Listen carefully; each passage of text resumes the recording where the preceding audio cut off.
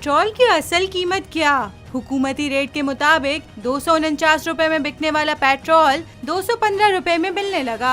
नए इंकिशाफात ने सबको हैरान कर दिया। ईरानी पेट्रोल के कारोबार से मुंसलिक लोगों का कहना है कि ईरानी पेट्रोल की कीमत का ताल्लुक पाकिस्तानी पेट्रोल की कीमत के उतार चढ़ाव से मुंसलिक नहीं। दरअसल ईरान से स्मगल होने वाला पेट्रोल जब वाफिर मिकदार में मौजूद होता है तो इसकी कीमत कम, जबकि हुकूमती एक्शन के सबब मिकदार में कमी वाक़ई होती है तो ईरानी पेट्रोल की कीमत में इजाफा होने लगता है। इस वक्त कौमी शाहराहों पर सिक्योरिटी फोर्सेस की नकलो हरकत की वजह से ईरानी पेट्रोल की स्मगलिंग का काम मुतासर हुआ है, जिसकी वजह से ईरानी सरहद से मुंसलिक इलाकों में ईरानी पेट्रोल 200 रुपए फी लीटर में फरोख्त हो रहा है, जबकि कोयटा समेत सूबे के पश्तून आबादी वाले अजला में 215 से 220 रुपए फी लीटर में फरोख्त हो रहा है।